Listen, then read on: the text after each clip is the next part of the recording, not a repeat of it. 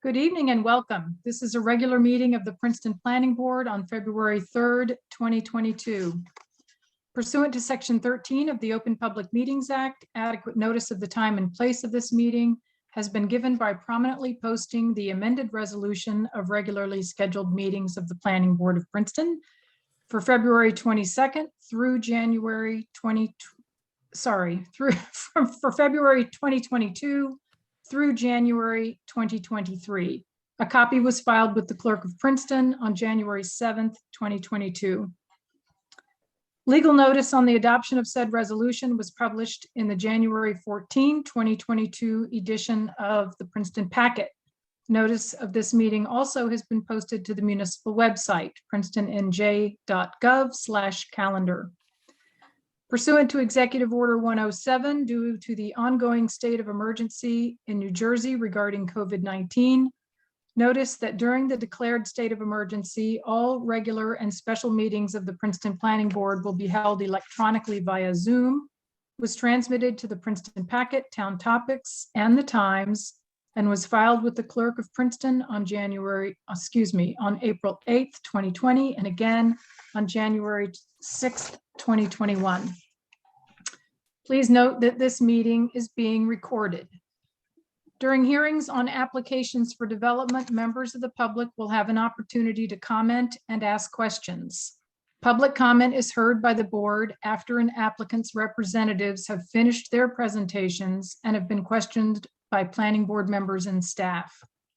Those wishing to comment orally should virtually raise your hand using the button at the center of the bottom of the participant screen, or if participating by phone, by pressing *9. Oral comments will be taken in the order in which hands were raised. We ask with respect that members of the public express your views in 3 minutes or less.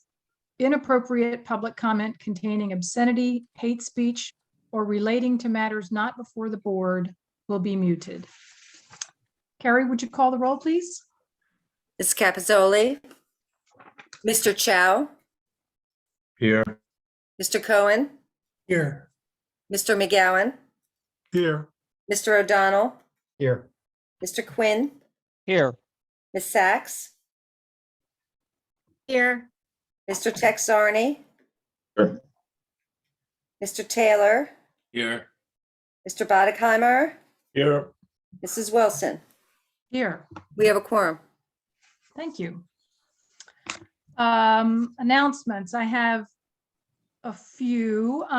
First of all, one of our agenda items tonight, 39 Linden Lane, is not going to be heard. And so I know that folks might have tuned in specifically for that. I'm going to turn to Jerry Muller, our attorney, to explain why we are not going to be hearing that tonight. Yes, there's a requirement that notice be provided in the newspaper and to everybody by certified mail within 200 feet. That was done. The notice apparently was prepared according to their attorney before the report from Jim Purcell and Derek Bridger had been generated and produced. And that showed a lot more variances that were necessary than was shown on the notice. The law requires that all variance requests be specifically identified in the notice. 9 of them were, I counted 16 or 17 variances that were necessary, at least according to Jim and Derek, and the 16 or 17 depended upon how you treated open space. So I determined, and this happened very late, that the notice was defective. The board therefore did not have jurisdiction, and it will be renoticed. And Mr. Kennedy is here in case the board has any questions about him. Yeah, Mr. Ryan Kennedy is the attorney on behalf of the applicant.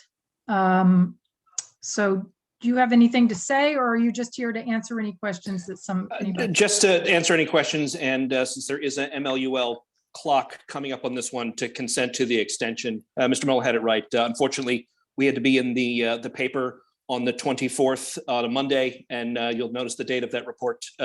So they don't line up, unfortunately. It's just bad timing. So thank you all, and thank Mr. Muller for, better to catch it now than after we deliberated, that's for sure. Yes, that is for sure. So thank you. So can you give a sense of the timing of the re-notice? Do you expect to re-notice in the next couple of weeks or something, or Well, we make can, adjustments? so the mechanically, we could do it tomorrow. It's just, we'd have to have the date certain for the hearing. So I guess what I'll work with Carrie for when a hearing is available. And I'll just ask her or you to give me a date you'd like me to say that we consent to the MLU, through April or something like that. Certainly consent to that extension on the record, so that nothing automatically happens to the application. And So so one of- is the date of the new date for the hearing, is that also included in the notice? Okay, Correct. It would be noticed as if it were a fresh scheduling letter. yeah, okay. And just the one other thing I wanted to mention is on page 4 of the memo by Jim and Derek. They raise a question of did they exceed the FAR? And they needed more data to make that determination. And I've asked Ryan if he could, submit back to Jim and Derek the pertinent information so we know. If they do need an FAR variance, that actually would be within the jurisdiction of the zoning board. So we need to pin that down. Absolutely. And just to preview that, it is a porous deck material that doesn't wouldn't cause that, but we'll document that and to make sure, because you're right, that we want to make sure we're before the right board. Good, great, thank you. Okay, good, thank you. Next announcement, I just wanted to remind everybody, if you have not already, let Carrie know of your interest in certain committees, to please pass along that information to her. She sent around an email either early this week or last week with the committee list. So just let her know which committees you would be interested in serving on. And as soon as we get all of those responses, Tim and I will put our heads together and appoint committees. Also wanted to just flag and remind folks, although I guess you just got a notice from Carrie about it yesterday, that the board retreat is Saturday, the 26th. And lastly, I would like to turn to Michael Laplace for a quick update on the master plan update contract work. Thank you, Chair. Yes, the contract is still being worked on. We needed additional cost estimate information from the consultant, which we received a while back. I went over it. My staff, Justin and I, met with the consultants to go over each line in that cost analysis that they gave us, the cost estimate.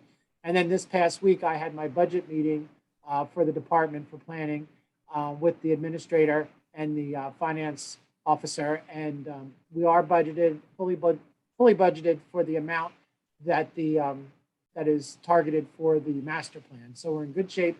I'll be working on the actually writing the contract with the municipal council, and we hope to get that moving as soon as possible.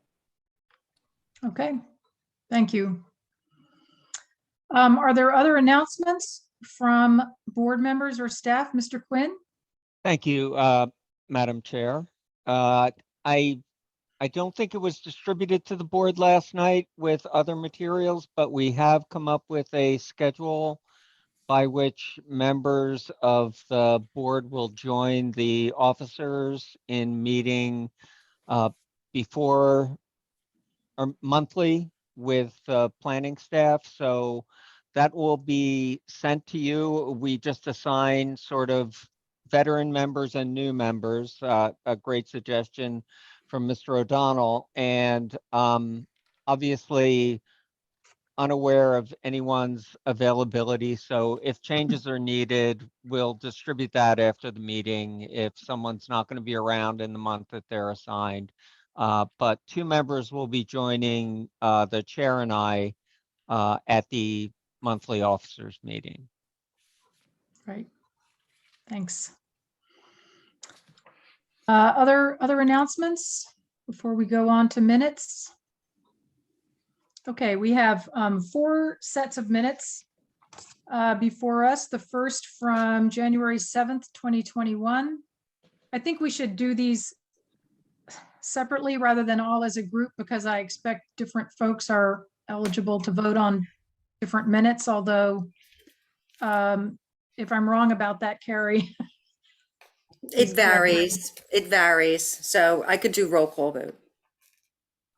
Okay. So would someone like to move the minutes of January 7th, 2021? I'll move them. Mr. Cohen moves those minutes. I need a second. I'll Second. Mr. O'Donnell seconds. Roll call, please, Carrie. Mr. Chow, Yes. Mr. Cohen, Yes. Mr. McGowan, Yes. Mr. O'Donnell, Yes. Mr. Quinn, Yes. Ms. Sacks,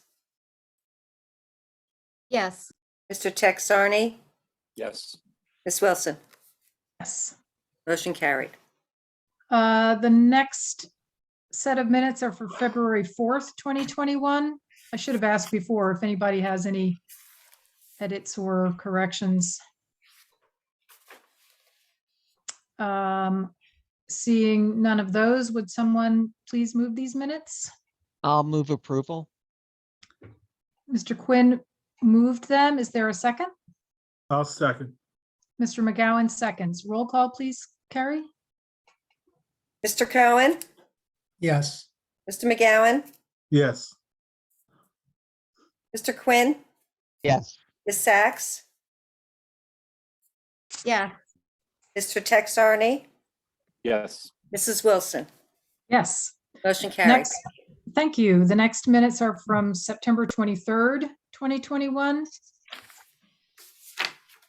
Corrections, edits, and if not, will someone move them? I'll move approval. Thanks, Mr. Quinn. Is there a second? I'll second. Mr. O'Donnell seconds. Roll call, please, Carrie? Mr. Chow, Yep. Mr. McGowan, Yes. Mr. O'Donnell, Yes. Mr. Quinn, Yes. Ms. Sacks, Yes. Mr. Taylor, Yes. Mrs. Wilson. Yes. Thank you. And lastly, the minutes of November 9th, 2021. That was a special meeting. Any edits or corrections? And if not, will someone move those, please? I'll move approval.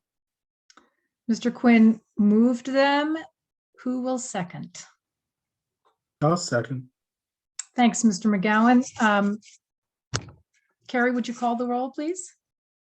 Mr. Chow, Yes. Mr. McGowan, Yes. Mr. O'Donnell, Yes. Mr. Quinn, Yes. Ms. Sacks, Yes. Mr. Texarney, Yes. Mrs. Wilson. Yes. Thank you.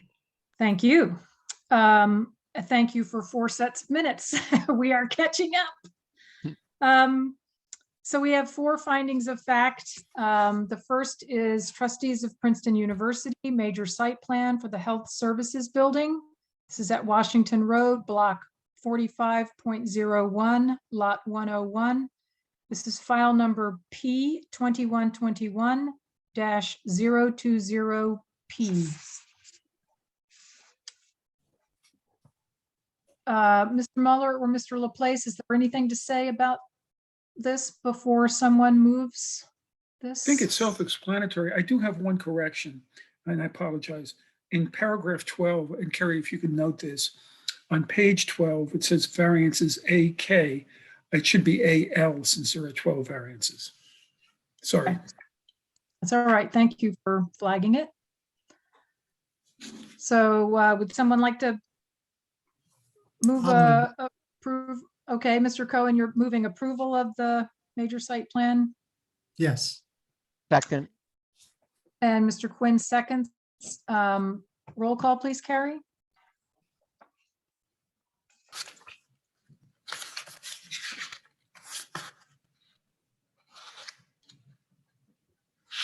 Carrie, you are muted and we need a, Okay, that was for the health building, right? I'm sorry. Correct. Yes, ma'am. Okay, that way Mr. McGowan, Yes. Mr. Quinn, Yes. Ms. Sachs, Yes. Mr. Texarney, Yes. Mrs. Wilson. Yes. Motion carried.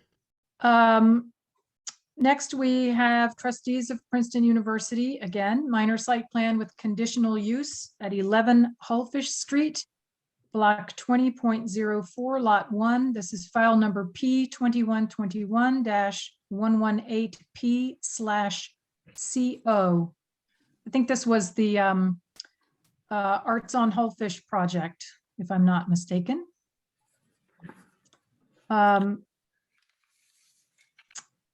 So would someone like to move this? I'll move it. Moved by Mr. McGowan, seconded by Mr. O'Donnell. Fine. Ms. Phillip, call the roll, please.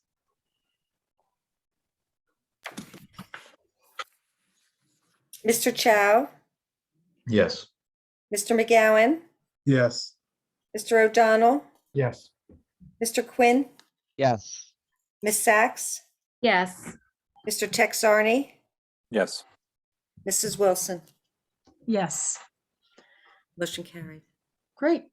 Next, we have 21 Wiggins LLC. This was a major site plan at 21 Wiggins Street, block 27.02, lots 42, 43, and 44. This is file number P2121-030P.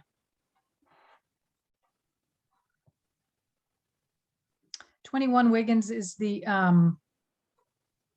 High Tops building project. Is that the Mhm. former High Tops building? Yeah. Someone, I need a motion and a second. I'll move. Moved by Mr. Quinn, seconded by Ms. Sachs. Thank you. Roll call, please, Carrie.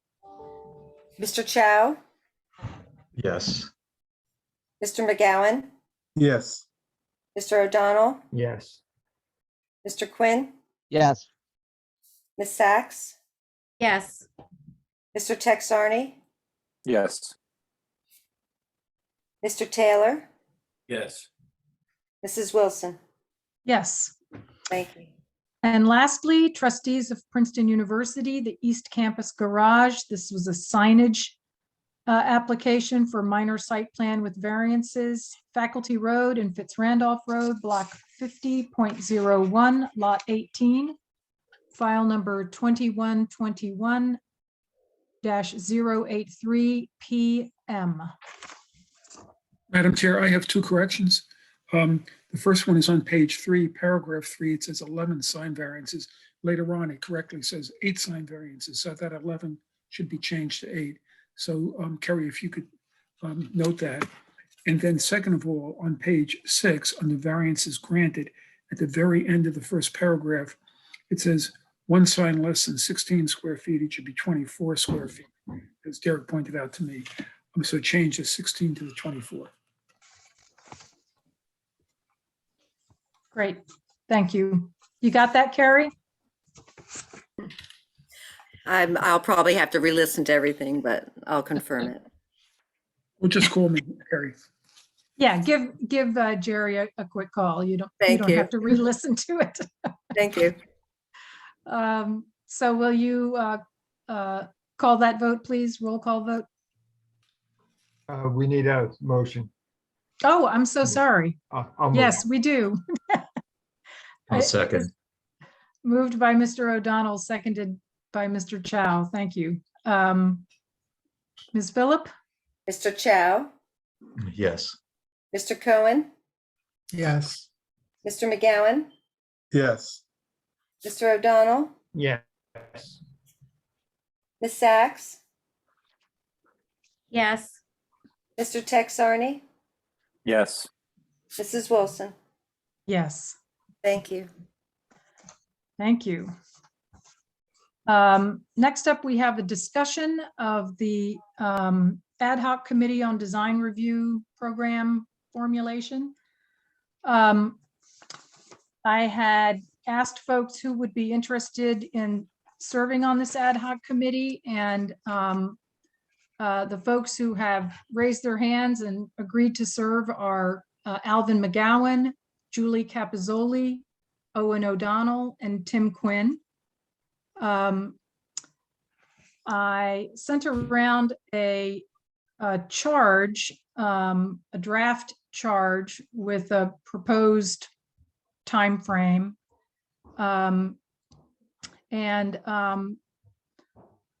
One individual responded that it looked like an aggressive time frame and maybe we should take longer. And another person responded that it looked like a long time frame and we should do it faster. So in the spirit of, I think it'll stay the way it is, time frame wise, with the understanding that, you know, it's hypothetically possible that it could take less time than is laid out. And it's also possible that it might take more time, but that will serve as a guidance anyway on for staff and for committee members. Louise, David has his hand up. Oh, I'm sorry. Yes, David. Yes, I'm sorry that I missed the invitation, but if there's still room on this ad hoc committee, I'd like to participate as well. Well, all board members will have an opportunity for input. It was, to be perfectly frank, my thinking that that neither council member should be on this ad hoc committee, in part because of the understanding that there are very strong feelings and preferences. And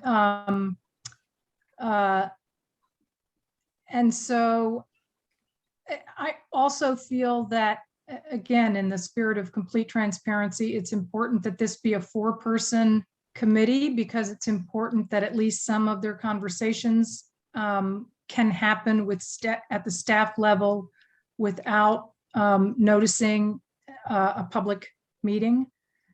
So the charge does, and maybe it should be more specific on this point. In fact, Mr. Mueller replied that there should be more specificity in here about gathering input from planning board members. So it could be changed to make clear that consultation with other planning board members is really an important part of this ad hoc committee's work, because there's certainly other folks who I think could have a lot to offer too. Louise, that's fine. I think it's appropriate that council members don't participate because it has to come back to council and It will need to come vote back to on it, and council. we'll, you know, have a bite at the apple of you know, deliberating then. So I think it's nice for the maximum amount of planning board input in terms of, you know, the draft. Mr. O'Donnell? I have a question about process. You know, if we keep this to 4 board members and another board member wants to sit in, Oh. does that then require a public meeting notice? Mr. Mueller, I mean, I would think so, but I don't know the answer to that. Yes, it would. Yeah. And that's not to say, I mean, that there's no question that this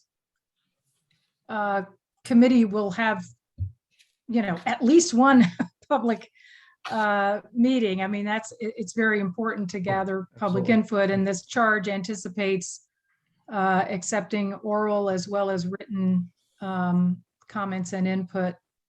So, you know, the point is not to invite the committee to do all of its work behind closed doors, but just to allow for meetings with staff that are not Zoomed to the world. So I have a follow-up to that. I mean, I would be interested in being involved. I just don't think I could commit to like daytime meetings. And I was wondering if, you know, some of the, you know, discussions or materials that are being discussed, if they could be like shared with the whole group. And, you know, if we can be plugged in, you know, via email, if we can't make at least the in-person meetings. What's the right way to do that, Mr. Mueller? Well, in fact, information can be shared, information that's going to be reviewed by the committee and then by the full board. But we want to be very, and that's lawful, but we want to be very careful. That's lawful. I heard awful. That's lawful, right? Awful, exactly. But we want to be very careful Often the same thing, right? that there's no discussion about issues where the full board is on the emails, because that would really constitute an Open Public Meetings Act violation. So we have to be careful. Just, it's certainly appropriate for people to get the material ahead of time. It makes meetings much more efficient rather than just kind of going in blind. But we don't want to have discussions by email. So, Mr. Mueller, just to follow up, would it be appropriate if the members of the ad hoc committee summarize their meeting in a document that was shared with the whole board, just Yes. as an FYI, not for discussion? That would be awful. No, that would be lawful. And yeah, and It might be awful since and they can do that. That would be very useful. Mr. Cohen? Yeah, I just want to at least weigh in response to Mr. Mueller's email that he suggested he thought this ad hoc committee should be looking at the design guidelines, which was not part of the initial charge. And I think that I strongly agree with that. I think that, in fact, needs to be, it's essentially half of the responsibility of this committee is to figure out what the design guidelines can be in order to make the recommendation legal and feasible. So I just wanted to weigh in on that and make sure the charge includes that. Okay, good. It will. Okay, are there other comments or questions about this before we go on to hear about the concept plan for Hobson College? If you don't Okay. mind, Madam Chair, I just wanted to say we do have a person who has his hand up. He's had his hand up since the meeting began. I don't think he really wants to speak about the concept. And should we just call on him just to, or do you Well, want this to was wait? not a, It's not an application. yeah, not an application, not something that we, I mean, the charge itself hasn't been shared publicly. It will be once we make the edits that, to reflect what we've heard tonight. I just including lowered what- his so, hand. So, Anyway, okay. Sorry to Thank stammer. you. Yeah, thank you for, thanks for flagging that. Okay, so next we have a hearing of a concept plan. So technically not a hearing, but is that correct? I'm not, Yeah, okay. From the trustees of Princeton University for a concept plan for Hobson College. This is on Elm Drive, block 45.01, lot 101, file P2121-163C. Madam Chair, Yes, I just Mr. wanted Body. to state that I'll be recusing myself and turning off the camera for the duration of the presentation. Great, thank you for that. thank you, Nat. Madam Chair, I just want to point out, Joe Small is the member of the public who had his hand raised, who Carrie lowered his hand. If his hand was raised from the beginning of the meeting, I doubt that he wanted to comment on this ad hoc committee. I don't know if you want to just inquire what it is that he wanted to speak about, or That's totally reasonable. So let's, with your forbearance, Mr. McCoy and Mr., well, I'm not even sure. Yes, I see you now, Mr. DeGrazia. Let's find out what Mr. Small has on his mind. Can you bring him over, I've tried to move him over 3 times. It's sometimes difficult. It takes a moment. Okay.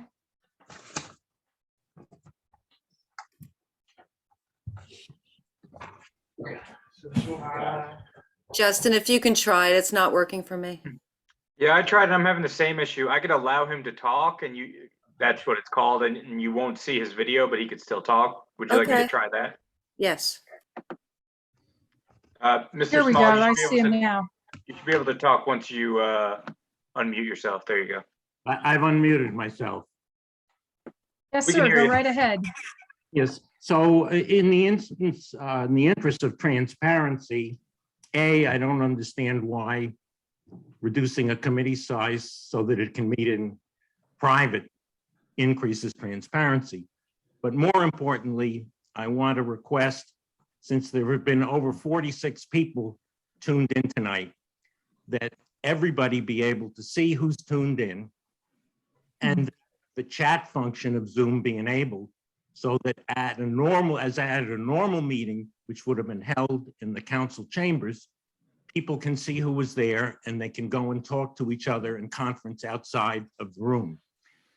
Having the committee chair, the committee clerk, whoever it is, control so much of what the public can do is not in the interest of transparency, and frankly, is not in the interest of the executive order calling for Zoom meetings. Let me explain when I'm sorry. That's it. That's all. Okay. I think it needed to be stated at the beginning of this meeting, and I think it'll be stated at the beginning of every meeting that I go to from now on until transparent meetings are held. Thank you. Okay, thank you. I want to explain when I used the word transparency before, I really meant in the spirit of me being completely frank and transparent about my thinking. I understand that would have sent a mixed signal when I was explaining that I wanted for this ad hoc committee to be able to do some of its work directly, with staff and potentially with others without having every single meeting be open to the public. So that was my thinking, and that's the context in which I used that word transparency.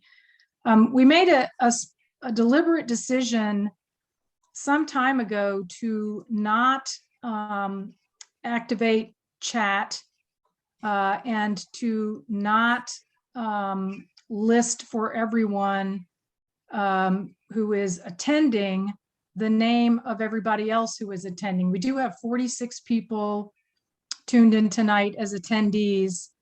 And when everyone is in the same room at the municipal building, everyone can see each other, but not everyone needs to be, wear a name tag or otherwise be identified.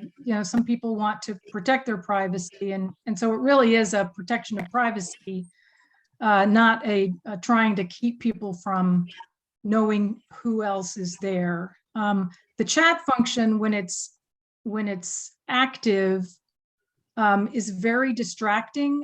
People tend to make comments and raise questions that are not on the record because they are not given under oath, and it's a distraction for planning board members who need,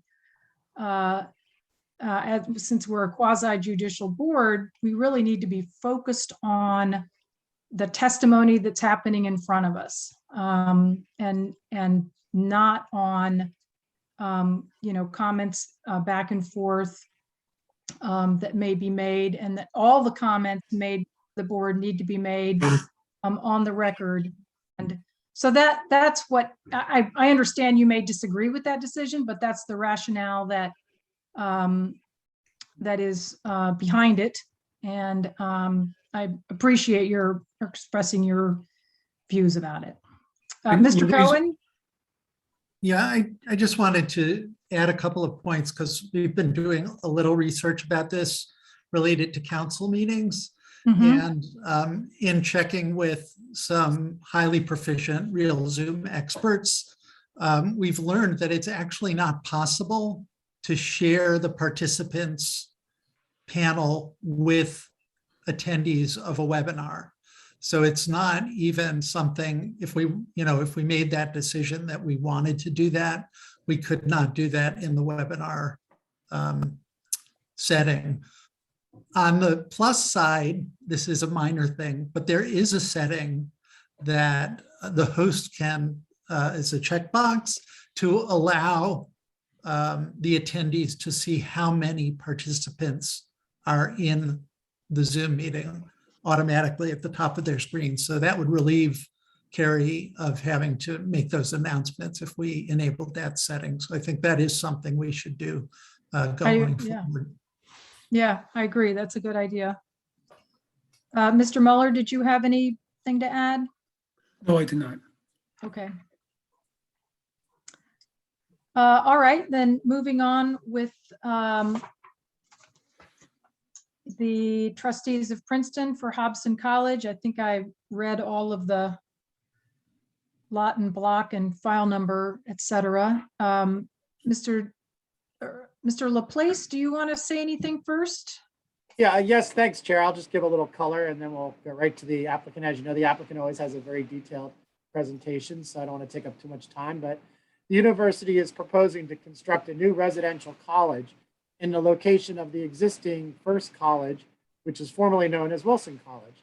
This is in the university's central campus. And to give you an idea of exactly where the location is, our two recent applications that we've seen, Dillon Gym is immediately to the west of this site. And then immediately to the east is the site of that new health center, the University Health Center. So if you can picture that, this area is right in between that. Actually, the new complex will be a little south and to the east of Dillon Gym. And it's right off of Elm Drive. That would be the main vehicular access to the college. Goheen Walk, which is a major east-west walkway path, runs along the southerly edge of the site. And then just south of Goheen Walk is Butler College. One thing I wanted to note is that the proposal to have a residential college is consistent with the 2017 campus plan. And this involves replacing, actually 7 buildings will be demolished that make up First College right now. And one building, Wu Hall, which is actually the dining hall for nearby Butler College, will be retained. So you'll hear details about that as well. Trying to think what else I wanted to cover. I think that's about it. Just to note that it's in the E2 zone, which is an educational zone of the former borough. It's a permitted use, and there's no variances that are anticipated at this time. Okay, thank you. Madam Chair, if I might interrupt, I noticed that the attendees panel is growing, and so I think it might be helpful to people to repeat the announcement regarding the other application that was on the agenda, so that as fascinating as Mr. McCoy's presentations are, I think that I suspect that some of the people in the queue are not necessarily interested. Thank you. Yes, for the members of the public who might be here to listen to the application for 39 Linden Lane, the Simplify Living application, that will not be heard tonight. Our attorney, Mr. Mueller, discovered after seeing some of the details in our professional staff's memo that the notice was inadequate because it referenced, I think, 9 different variances when 16 or 17 variances will be required. And so the attorney for the applicant was here earlier. They are going to renotice this application and list all of the variances that are will be required for that application. And in that notice letter, there will be included the date that the hearing will take place. So, Mr. Mueller, if I got anything wrong there, No. please correct me. And if you have anything to add, please add it. No, everything was correct. I don't have anything to add. Okay. Thank you, Madam Chair, and thank you for indulging us, university team. Yeah. Thanks, Mr. Quinn. That was a good thing to do. So, Mr. DeGrazia, I think finally it's your turn. Thank you, Madam Chair. Appreciate that. I'm going to first turn to Ron, ask, is there a few more people that we need to bring up, or do we want to, because it's a concept, I wasn't sure if you wanted to bring them in at this time, or? I think since it's a concept, let's bring them in if and as needed. Okay, great. So those 43 people may all be ours, so. It's possible. So thank you, Madam Chair. For the record, my name is Christopher DeGrazia from the law firm of Fagery, Drinker, Biddle and Reith, here on behalf of the applicant trustees of Princeton University. As Mr. Laplace had detailed, this is a concept hearing for Hobson College. And as he indicated, it's just east of Elm Drive and a little bit north of Goheen Walk, on the location of First College. And as he indicated, there's a collection of buildings there. They were constructed in the 60s, and they're outdated, inflexible, and they really don't serve the needs of the residential college system. So tonight, we're here to share with you a concept plan to redevelop the property into a new residential college that will house approximately 500 undergraduate students. And with that, I'd like to turn over the presentation to Ronald Mccoy, University Architect. Thank you. Thank you, Madam Chair. I'm going to jump right in and share my screen. And people can see this, I trust. Yes. Okay. I have to share this in slightly less than a full screen mode, but I think it'll be good enough for tonight's presentation. So as has been said, we're here to show you the progress that we're making at this stage on the Hobson College project. What I wanted to say to begin is that when we presented colleges 7 and 8 some time ago, and now under construction and finishing for the upcoming fall semester, and they're now called New Residential Colleges East and West. When we presented that project, we explained that one of those colleges would enable the growth of undergraduate student body population. And we said that the second college would allow us to vacate, renovate, and or replace existing residential halls. So now we're coming back with an opportunity to do just that. The buildings of currently that comprise First College do not successfully accommodate the needs of a residential college. And so we have an opportunity, because we have capacity within our system, to vacate these buildings and create a purpose-built college that will maximize the opportunities to create an appropriate campus community. So that's the motivation behind this project. Slide 2 here, Jerry, is the agenda. I'm going to talk a little bit about the value proposition. This is something that we share for all of our projects. Outside in means we're going to talk about the campus aspect, how the building knits into the campus fabric. Inside out, the third section of the agenda, we'll talk about the programmatic drivers from within the college. And then we'll talk a little about sustainability, and we'll end with a discussion about the architectural experience, which also touches on the questions of how this complex fits into the architecture of the campus.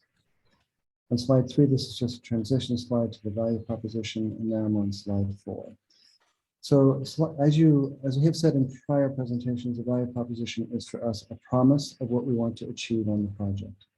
And we've highlighted some of the key words here, which is represented by a vision of the future to support an increasingly diverse cross-section of undergraduate students, to create an inclusive, close-knit, collaborative community, creating spheres that enhance one another. So those are the broad goals that drive the project. Now on slide 5, this is a transition slide talking about the outside in. On slide 6, this is an illustration from the 2026 campus plan. And this diagram shows the important what we call the east-west connector. which begins at the Graduate College at the far western side of campus, threads itself through the campus as a pedestrian and cycling connection, comes out at Washington Road and joins with Ivy Lane and Western Way. And then that connects to the new neighborhood for the School of Engineering and Environmental Studies. As has been mentioned, Dillon Gym is a project that we've shown to you here just off of Elm Drive to the west of Elm Drive. And the new University Health Services facility is another facility. We had identified this site in the 2026 campus plan as an area of opportunity and an area of transformation. We knew that the existing buildings of First College were not adequate. We had not, at the time of the campus plan, really decided that this would be the site of a residential college. But with the generous gift of a donor, the opportunity presented itself, and so we're moving ahead with this opportunity to create the Hobson College. Now in slide 7, this is a plan view. It gives a bit more detail of that area. You'll see the east-west connector, which has a little bit of a jog at Dillon. This is also from the 2026 campus plan, and it goes right through to Washington Road and then will connect to Ivy Lane and Western Way. This really will help campus mobility, the pedestrian and cycling network on campus, and it'll actually bring together a piece of the campus that is a little bit opaque and not very sort of not in the tradition of campus making, I would say.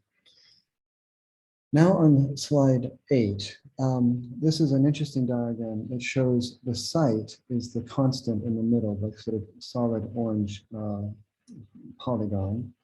And in the dashed rectangle, looking at the 1850 site plan of the campus, you'll see the size of the campus at the time of the date of the diagram.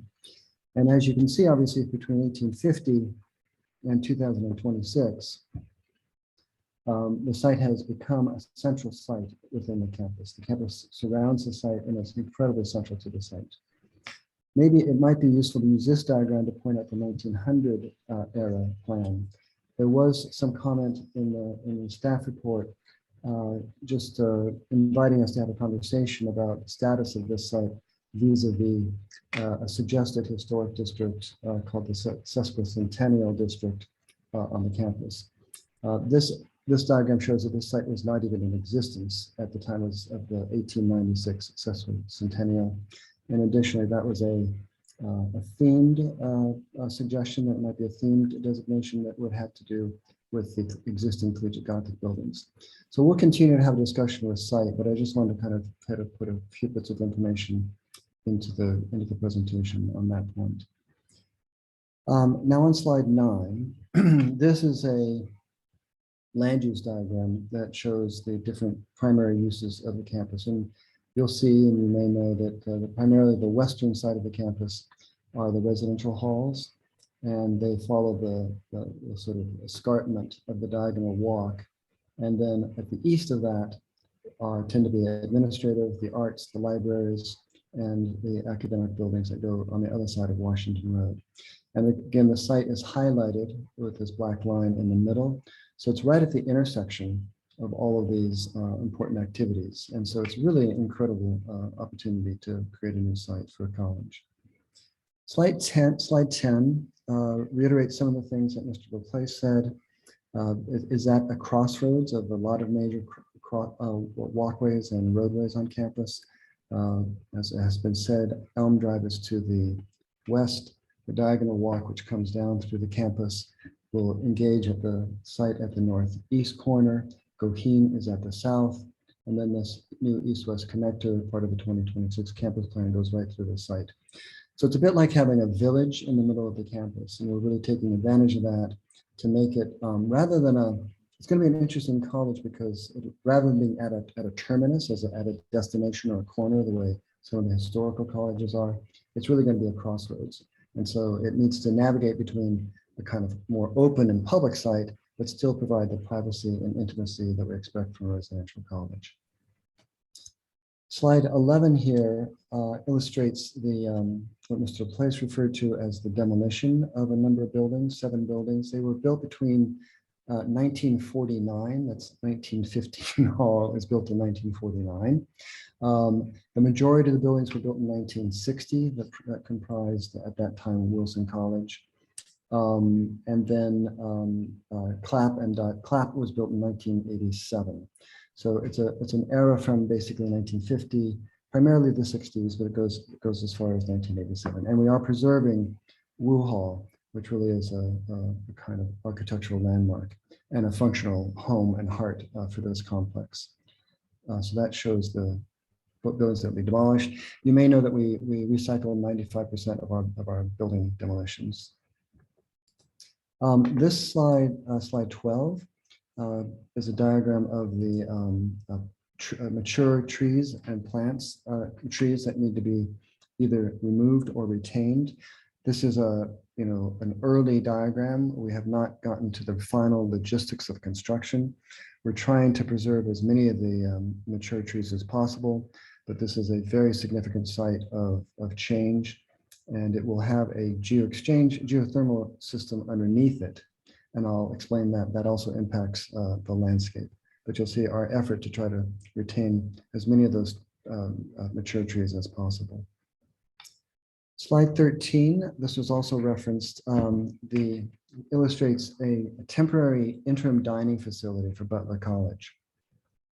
Butler College is one of our, one of the residential colleges on campus, and it will continue to exist throughout this new construction of Hobson College. Dining halls are the social heart of our residential colleges, and so we need to recreate a social home in the dining hall for the residents of Butler College. We'll be coming forward with a separate independent land use application for this interim home. It'll basically be a tent facility. It's called a sprung tent, which is heated and cooled. This is used on campuses around the country as a temporary building, and it will be in place for 4 years while the project is under construction. Slide 14 begins to summarize the various aspects of the boundaries of the site, some of the constraints of the site. One thing I haven't talked about yet is the topography.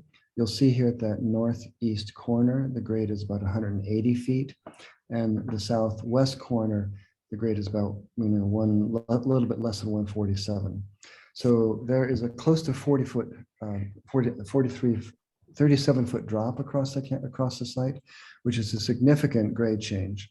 And so accommodating accessibility from north to south is always a challenge, particularly in this part of the campus.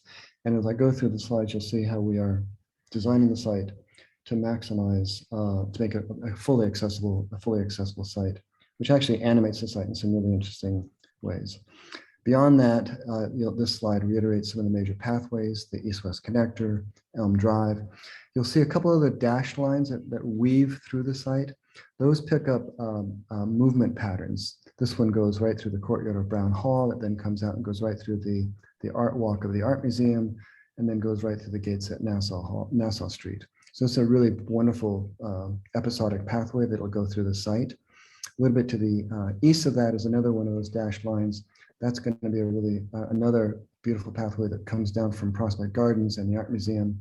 It'll traverse the site, come through here, connect through Butler College, and come out on Poe Field. So this is one of the things we try to do, and we have an opportunity to reconnect the site together, is to pay attention to the pathways and the landscape spaces that connect the experience on the site. Slide 15 is a diagram that talks about a grounds first approach, which means we deal with the integration of the complex into the landscape of the campus. And from the upper left to the lower right, you'll see the identification of independent courtyards or quads that are created between existing buildings and the new Hobson College building. And there will be about 7 distinct and identifiable landscape spaces that will comprise the landscapes of Hobson College. So it'll be a very rich setting for outdoor space, and those spaces will be preserved for just reflection, to support community and support the life of the college. Slide 16 here illustrates those landscape courtyards in a bit more detail. And we'll talk about some of them as we go through the presentation, but you'll see For instance, this one at the northwest corner of the site has to negotiate a lot of topography. That is the reason for this. A lot of the curlicue pathways, those are accessible pathways that parallel a system of steps that bring people down this particularly steep part of the college site. Also at the far west, between the Hobson College and Mccoy Infirmary, there's another one of those looping pathways, which is an accessible ramp that is parallel to a set of stairs that come down through campus. But there are a variety of college quads here that, as I said, will really create a wonderful setting for the college and knits it into the fabric of landscape spaces on campus. Now I'm on slide 17, which really illustrates what I was just talking about, the accessible pathways overlaid with the stairs. So every time you see one of these circles, these black circles with the icon of a stair in it, that's where there is a stair on campus. Once you're in the site of Hobson, you'll see wherever there's a stair, there's also an accessible pathway connected to that stair. So that those systems of accessibility and stairs will connect to the entire site. On slide 18, this is a slide that diagrams the code compliance with the bicycle parking section of the code. The code requires us to have one space for every 2.5 bikes. And of that total quantity, 50% need to be long-term and 50% short-term. We are slightly exceeding that with about 207 bikes from that ratio, which would yield a 204. And you'll see that we're providing more than the required number of long-term bike spaces. Those are either inside the buildings, as in this hashed area, or covered, as in portals in some of these portal passageways. And then we also have short-term bikes on campus, on the site.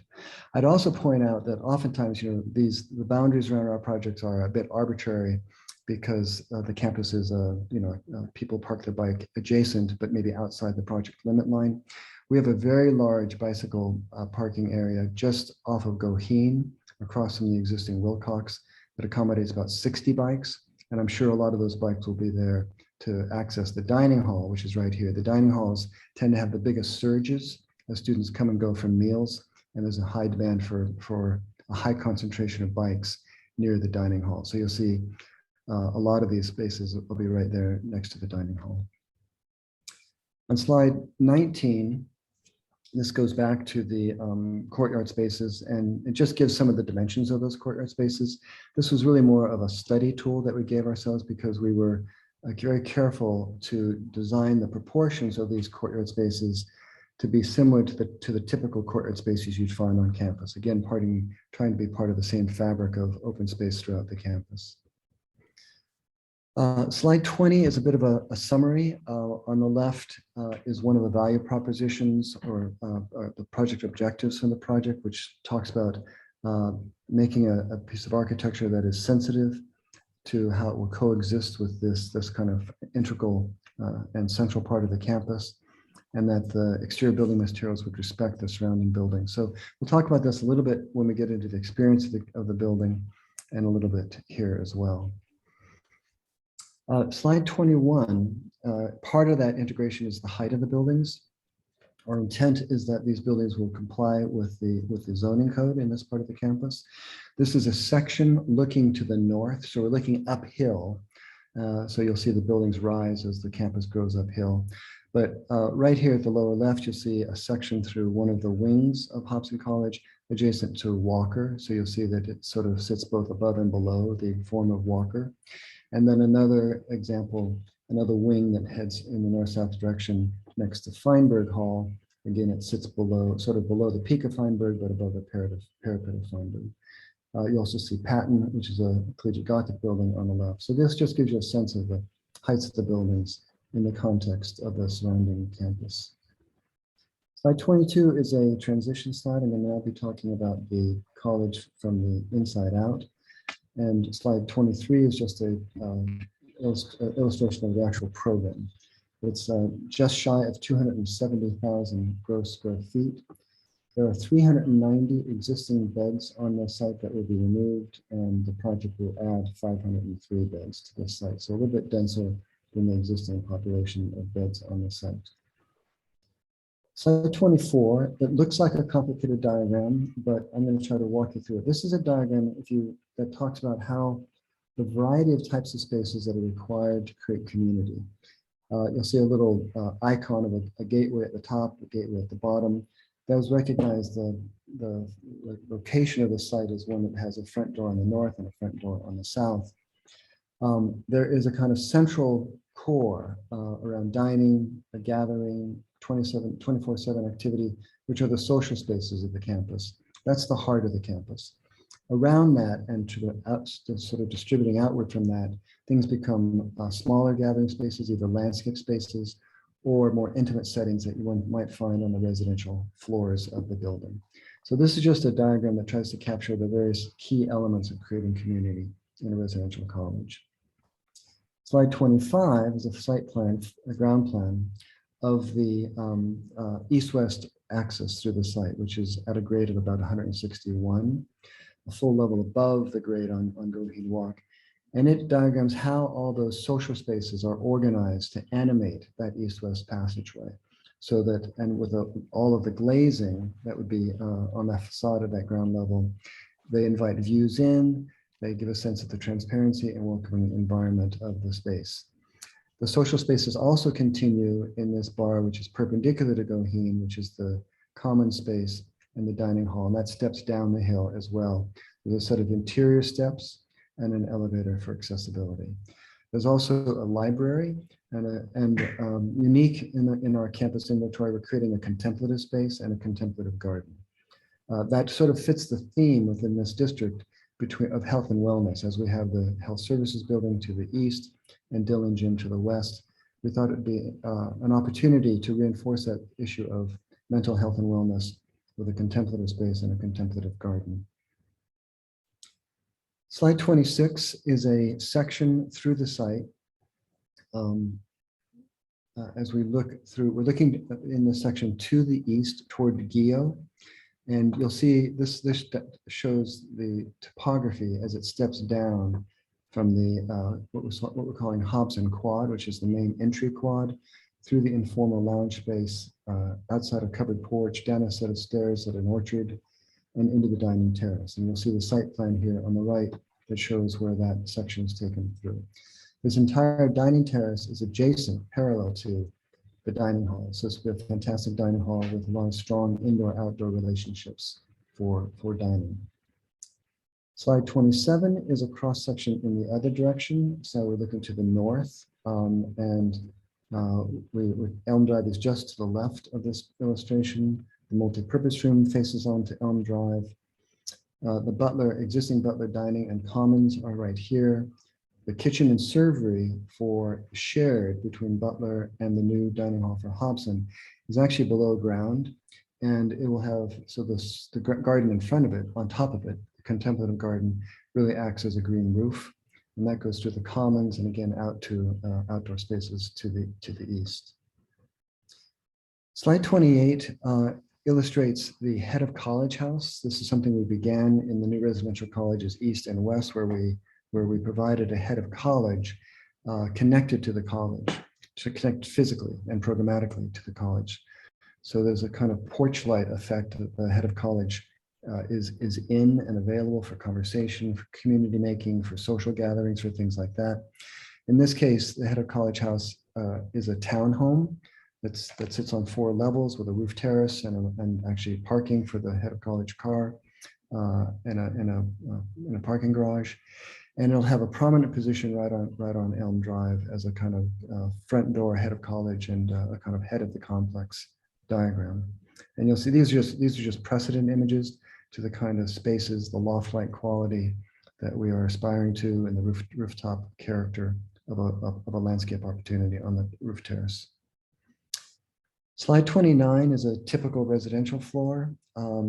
Three things here maybe are worth pointing out. You'll see at the intersections of the wings, the north-south wings and the east-west wings, the salmon-colored block of space.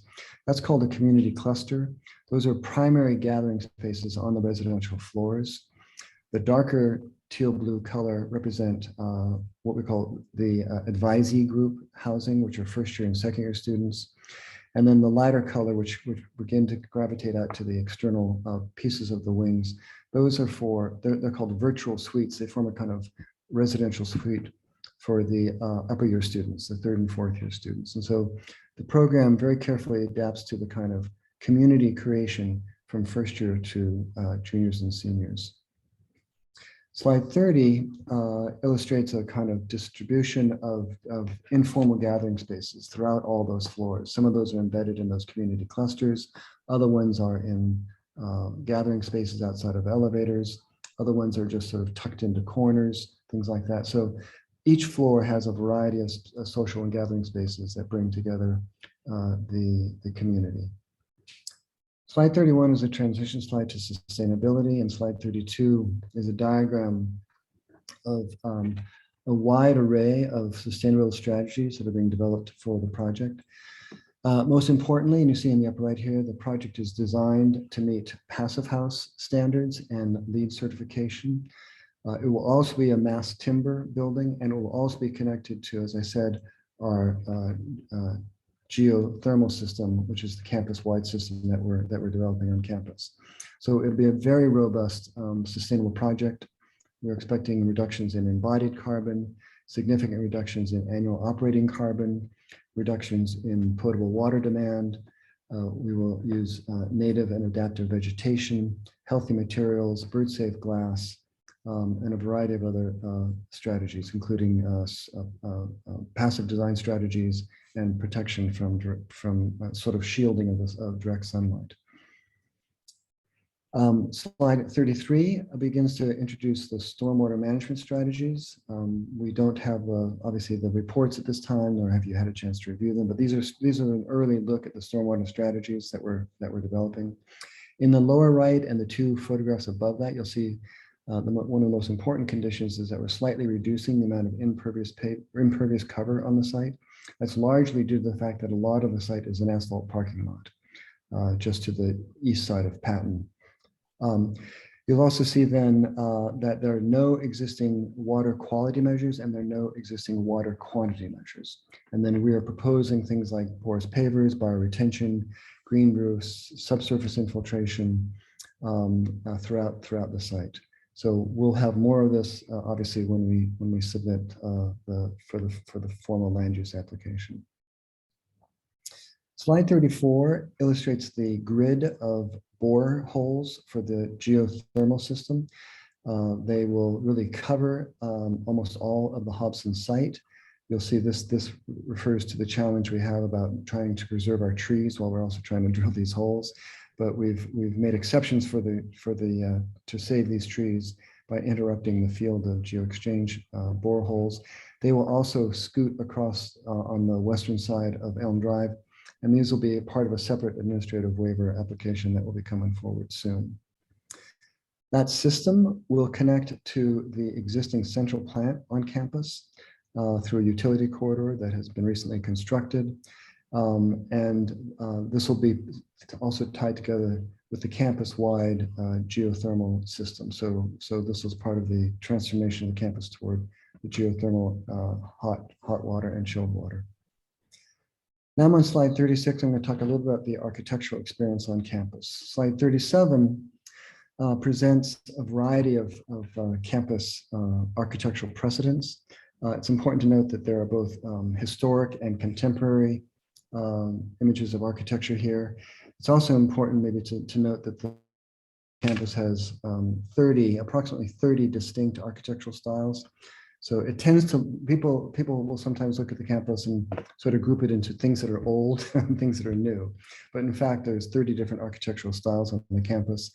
And this slide captures some of the features of the campus, both contemporary and historic, having to do with the silhouette of the buildings against the sky, elements of punctuation, verticality, weight or mass, articulation, variety, things like that. And the architectural team, the design team has been very attentive to creating a building that has a strong sensitivity and memory of these kinds of traditions, but also presents a contemporary piece of architecture. Slide 38 is a key plan. I'm going to now walk through some renderings that show how those lessons from the historic campus are brought together in a contemporary piece of architecture. So the first two rendered views I'm going to show you are within the main Hobson Quad, one looking from the west to the east, and the other one looking from the east to the west. So this is the slide from the west to the east on slide 39. So we're looking along that east-west pathway. We're looking pretty much at the primary front door. This is that very transparent student lounge space that I talked about. This is where the site continues to go through Hobson College and terraces down those steps to the dining terrace. You'll see elements of verticality in the community clusters in different places. You'll see a kind of variety of window patterns and window surrounds that pick up the traditions of architecture on campus. And you'll see the scale here with Feinberg in the sort of near foreground on the left and Hobson wrapping around the site in the distance and on the right. Slide 40 goes to the eastern end of the site, turns around and looks back to the western end of the site. In this case, you're looking at Walker Hall, Collegiate Gothic building on the right-hand side of the slide, and the scale of Walker and adjacent to one of the north-south wings of Hobson. So as I mentioned, the heights are very compatible with this part of the campus. And again, some of the same strategies. You might also begin to see here some of the craft in the textured brick. The building is a masonry building, it's a brick building, and this tradition of craft on the campus is one of the, I just say, the salient beauties of campus. And so this building is trying to capture the craft of masonry and to make a contemporary building with that language. Slide 41 is another key plan. I'm now going to show a couple renderings on the western side of the site from along Elm Drive. We're going to look at the multi-purpose space, which sits as a pavilion in a landscape south of the main block of the building, and also a view that captures the head of College House and a glimpse of a view down this east-west walkway right next to Patton Hall. Slide 42 then shows the head of College House, Patton Hall, and the beginning of that east-west pathway that goes through the Hobson College. Slide 43, a little bit further to the south of that, shows the multi-purpose space, which will be a very active space for lots of co-curricular activities for students, catches a little bit of that head of College House, and then the variety of pattern of windows for the residential college, and then opens up Wu Hall to a very prominent vista toward Elm Drive, which we think is a real plus.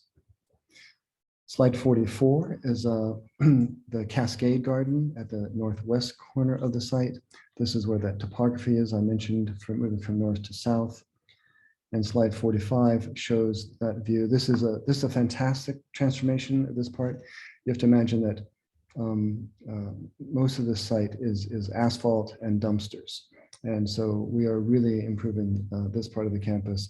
You'll also see in the distance one of those portals. I talked earlier about the tradition of creating pathways and portals and episodic space through the campus. So that portal is captured at the deep space of that rendering. And then on the southeast corner of the site, next to the Health Services building along Goheen, looking to the north, the dining hall is going to be to our left. Student lounge and that portal, again, will be right in front of us. On slide 47, you'll see all those elements. We're on the dining terrace. You'll see the transparency of the dining hall. It's a 2-story high space. Here you see some of the craft of the brick as a brick screen is created to cut down the solar heat gain in that space. A wonderful garden, and then that portal is behind those the blossoming trees there. Slide 48 then shows a few renderings along that east-west pathway. Will come from the east through to the west. So the first rendering will be between UHS and Mccoy, and it will come into the quad of Hobson. Slide 49 then, this is the one I just mentioned. We're right next to the beautiful Cherry LA by Beatrix Farrand. Mccoy Hall is off to our right. Eno Hall, which is now the University Health Services building, is off to our left. In the distance here, you see the glazing of that dining hall. And then you see the end of one of the wings of Hobson in the foreground. Slide 50, now we're in Hobson, we're looking back to the south at the base ground level of that sort of transparent ground level of the building. This is the student lounge area. Get a bit more detail of the masonry and the craft and the variety of windows at the student rooms. And then you see that portal that I mentioned off to the left, and then a kind of wide east-west pathway right here in the foreground. Slide 51 is that same space at dusk as the transparency really shines through. You'll see it's the warmth of some of the wood materials inside the lounge and the transparency and the kind of ability to create a welcoming environment for the students. And finally, slide 52 at the far western end of the site, looking back to the east. Again, that cascading landscape, the cascading garden is coming down from our left, passing in front of us and through another portal here off to the right. One of the community clusters is right in front of us. You'll see the different textures of brick and masonry, patterns of windows, and the episodic space moving from west to east. 53, we're back in the Hobson Quad, looking from the northwest corner of that quad to the main entrance. And this is what that space looks like in a daytime view. And slide 55 is that space in a nighttime view. So that really is the end of what we wanted to share with you for the concept presentation. We're happy to have a conversation, answer any questions, and respond to any of the concerns you have. As we've said, this is we're showing the progress of the design, and we hope to have a discussion to hear your comments at this point. I'm going to stop sharing, but I can come back to the slides as needed. Okay, thank you. Wow, another enormous and impressive project from the university to digest.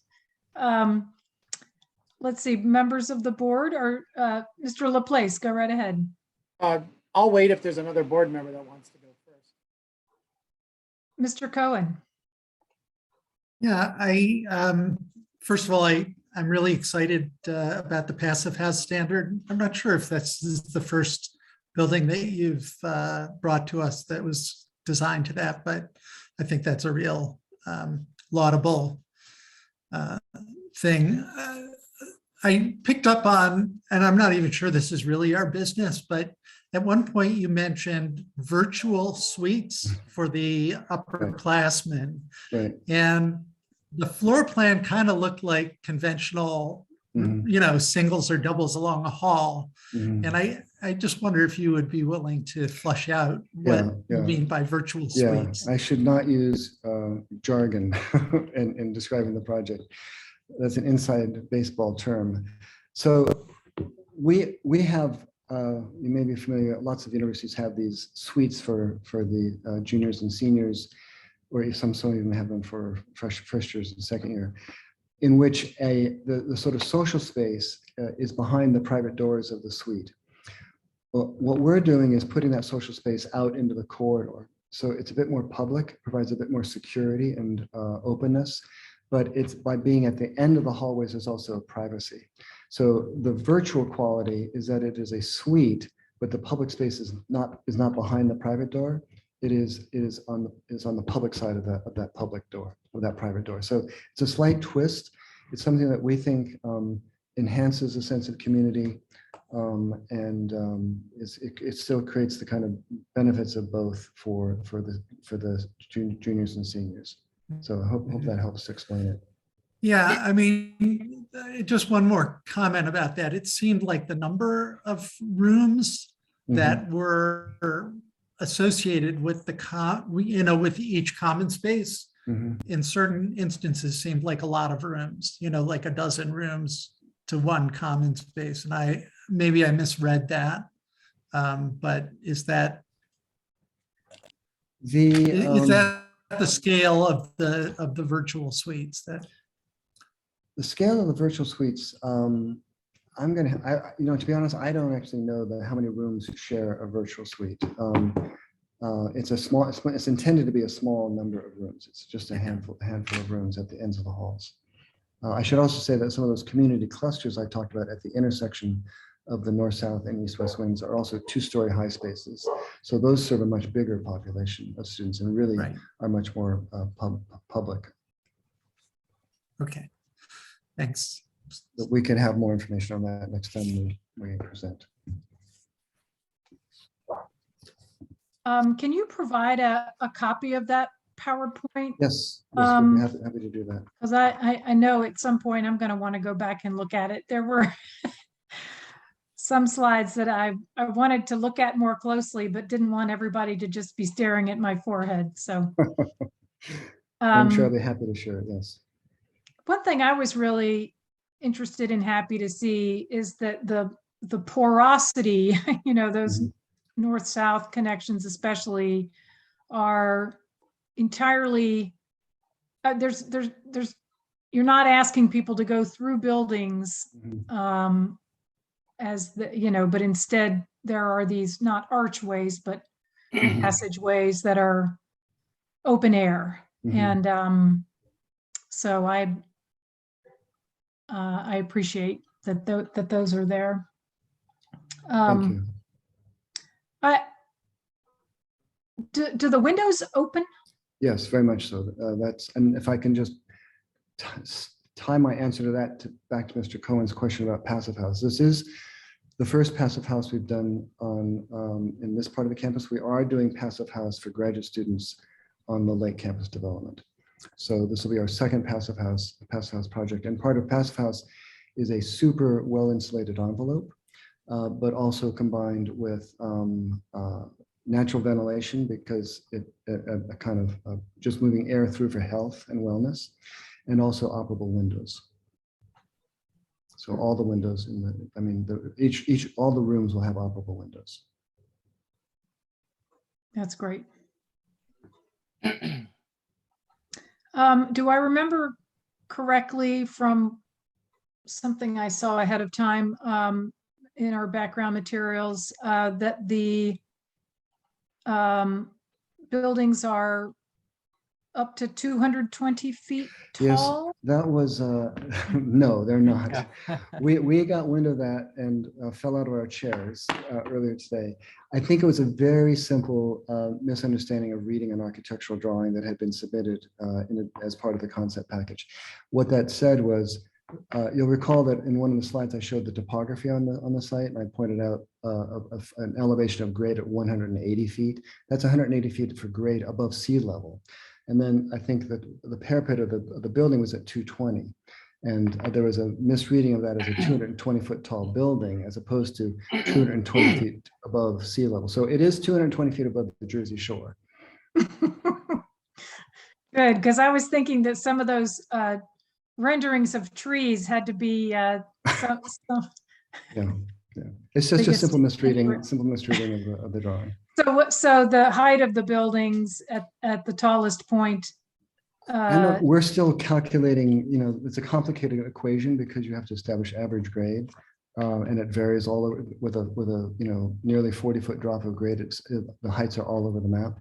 But as I said, our intent is to comply with the zoning regulations of this part of the campus, which is 60 feet.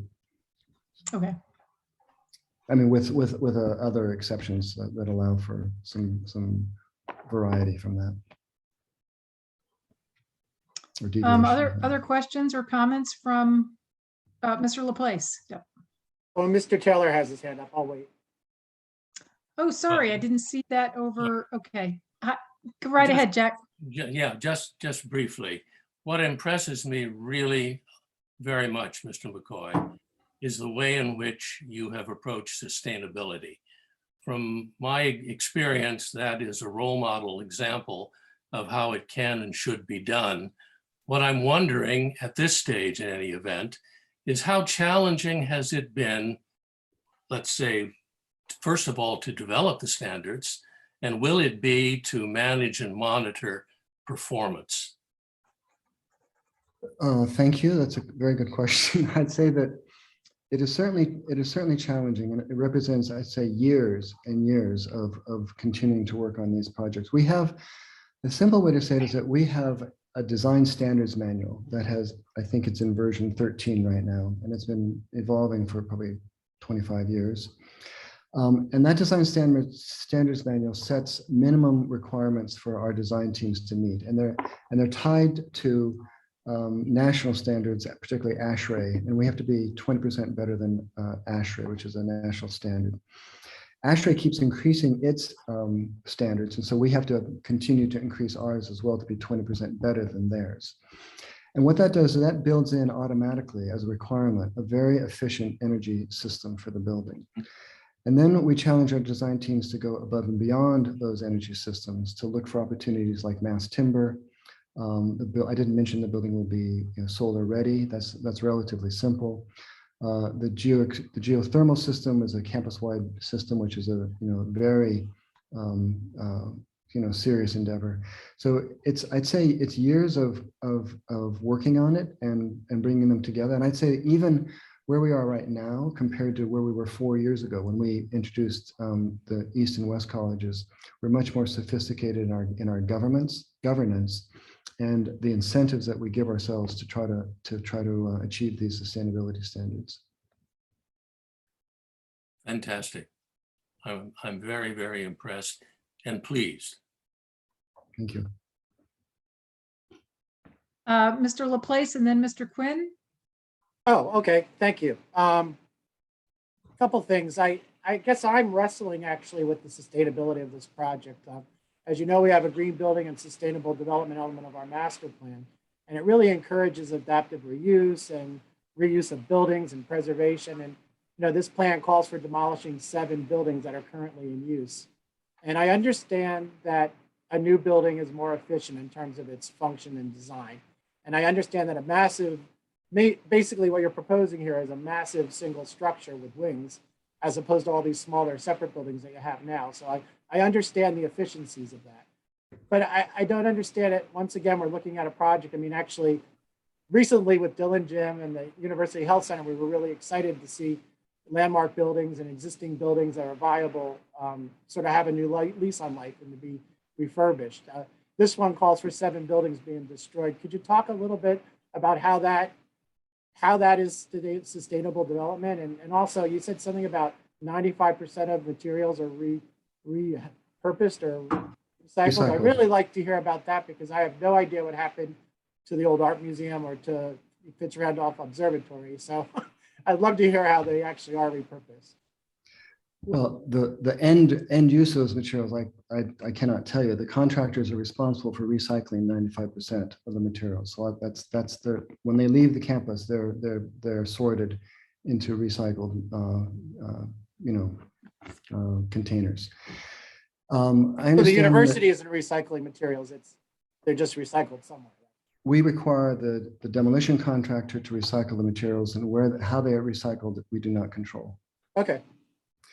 I think the key word you mentioned was viability. Those buildings that we have been able to repurpose are viable. These buildings are not viable. They're simply not viable for the type of community we want to create. So whenever we can, we try to repurpose a building, and when we cannot repurpose a building to advance the mission of the institution, then I'm afraid we replace it. Could you, Ron, could you share with us slide 54? Sure. While you're doing that, I would point out to the board and the public, my background is a section of the existing college, First College, and you can see some of the materials in the buildings, which are fieldstone and brick, and it kind of goes to some of my questions that'll be coming up. I'm also standing in what's a walkway, north-south walkway. And apparently I found where the lions have been hiding on the Princeton campus. So. Okay, is this what you want to look at? Yeah. I was kind of bowled over by this because this just doesn't look like Central Campus to me at all. I mean, the colors, the massing, the height. I don't understand how this is, like, for instance, Butler College, which is a very modern college. In terms of architecture, it's contemporary, but it seems to, in terms of the materials and the colors and the scale, just seems so appropriate for Central Campus. This looks to me very corporate, very fish out of water for where it's located. I wonder if you could, maybe you disagree with me, and I'd like to hear that. But if you showed me this slide and said, where is this? I don't think I'd say Princeton's Central Campus. I would be very surprised. So I'm just a little shocked at the way this looks. And maybe you could also detail, what are those materials, that white and then the sort of off-white middle? Is that brick? Is this all masonry? So, we have, as I mentioned, a very, very diverse campus. And we have a tradition of working with architects who are able to be very sensitive to the traditions of campus, but also we see architecture as an artistic discipline that continues to evolve. And with few exceptions, we continue to build contemporary buildings. That slide I showed you here, well, it's too far back, but there's a slide that talks about the kind of architectural precedents of strategies of craft, of massing, of verticality, of That was slide 37. okay. Well, let me just finish the conversation, then I can go back to that slide. Those have informed this architecture. For example, the building simply would be way too tall if we tried to put a pitched roof on it. And so the canting is a way of tilting back and breaking down the mass of the building. The verticality of these community clusters creates a kind of vertical emphasis, which is one of the precedents that was identified in those slides that Madam Chair referred to. This sort of stippled texture you see in through here is a corbelled masonry, or actually a kind of brick screen with a kind of porosity to it, which shows up when you go one slide further as you see the light coming through it. This vertical emphasis, these would be aluminum frames or a metal frame around the windows there, creates some protection. So it is primarily a masonry building with, I'd say, ideally natural metal accents. I know that the existing buildings are lower and they're red brick mostly. They have fieldstone bases. They have even terracotta panels in some of them. They're all very warm colors, warm materials. This seems very white, very tall, very corporate. Was there any thought to maybe going in a different direction in terms of the colors and materials? Well, first of all, this is concept design. We have not specified the brick. We're working on it, but I think this is directionally, this is at one of those intersecting points where to the west is fieldstone and limestone. Butler College, Whitman College has large surfaces of limestone, and to the east of this are, as you say, red brick buildings. The lighter color also does lighten the building, gives it a kind of lighter presence, and I think the darker color would accentuate the massiveness of the building in ways that we don't want to accentuate it. And one more question. I'm sorry. No, go ahead. Well, just one more question. And I understand that Wu Hall is the only building being preserved on the site. The later addition to Wilcox, that entrance by Michael Graves, is that also going to be demolished, or is that being incorporated at all? That's being demolished also. All right, thank you. Mr. Quinn? Thank you, Madam Chair. And thanks, Mr. McCoy, for presenting us with a concept plan. This board, I think, really appreciates this opportunity to offer some feedback. And just for my colleagues' sake and for my own, we're often presented with things that are considered to be fully baked. And I just wanted to get a sense from you as to how much could this possibly change, this concept, from when the site plan is presented to the board, and what's the timetable for when this would come back to the board and undergo construction? I'm going to have to ask the team to give me the details on when we think this will be coming back to the actual land use submission, but it'll be later this year before the board sees it for, I think, for the planning board hearing. I'd say that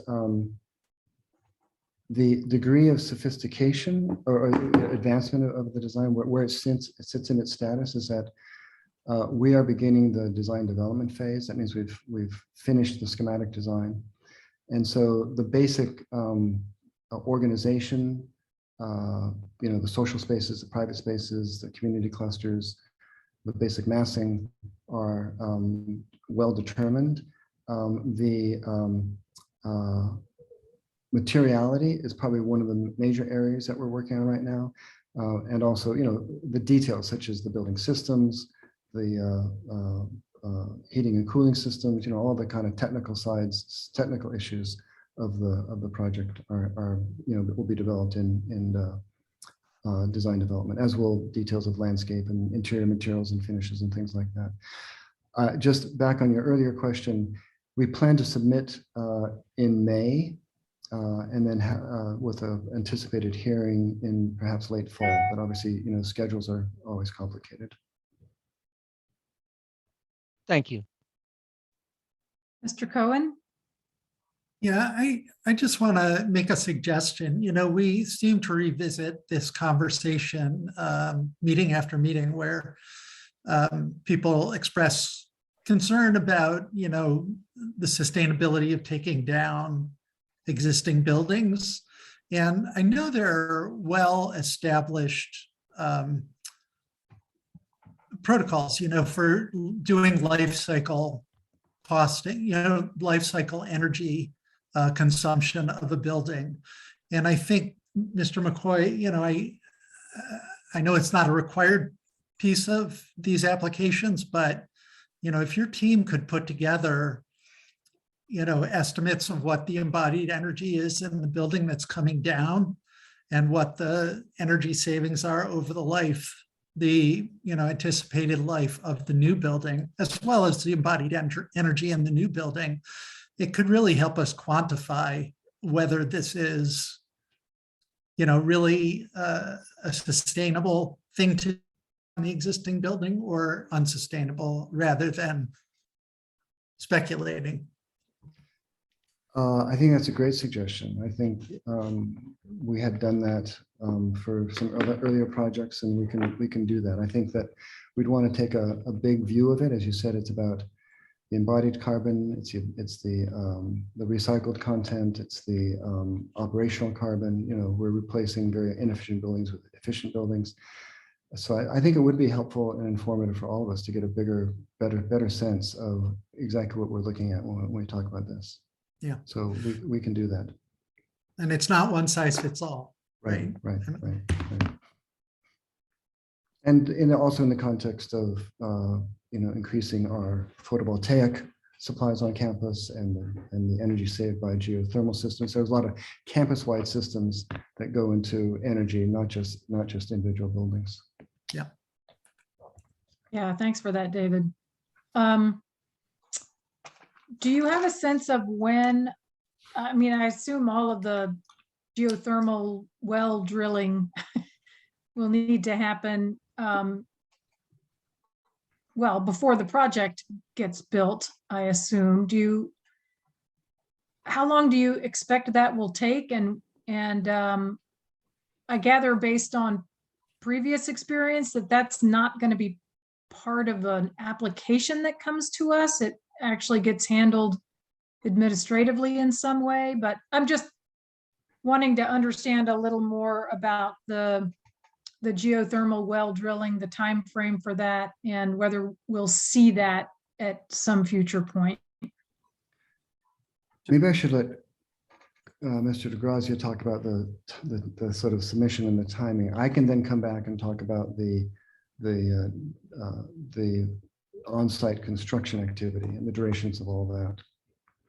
Yeah, so a lot of times figuring out how things will work is sort of a puzzle, because you're changing utility lines in a development project. And as this board knows, there's a number of projects going on across campus. So it's not always easy to figure out how everything fits into place.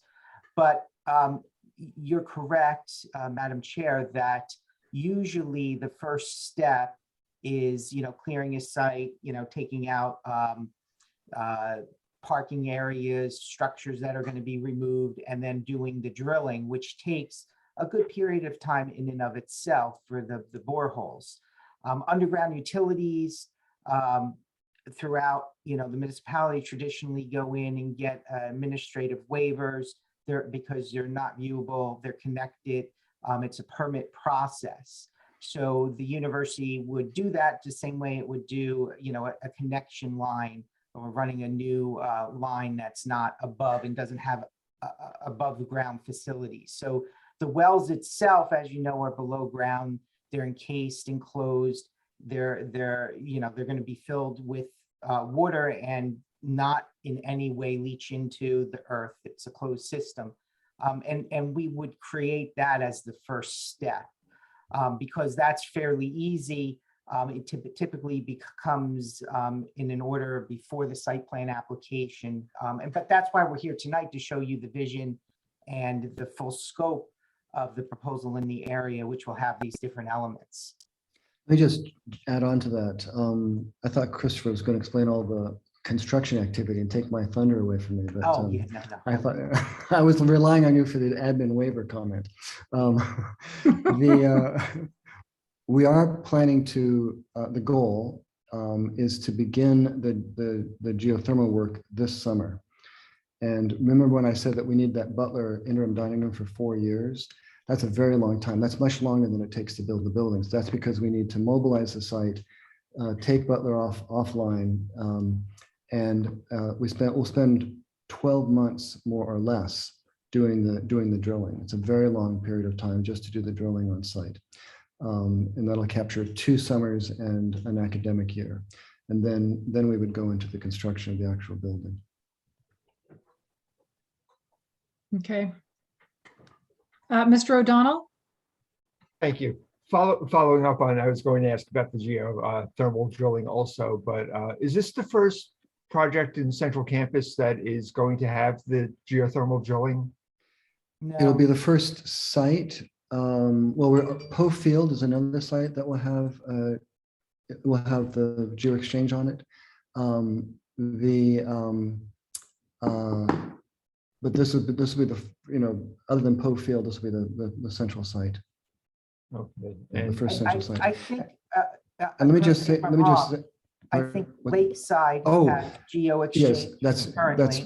that's true. We have many sites. We have under the Lewis Center for the Arts. We have Lakeside Housing. Yeah.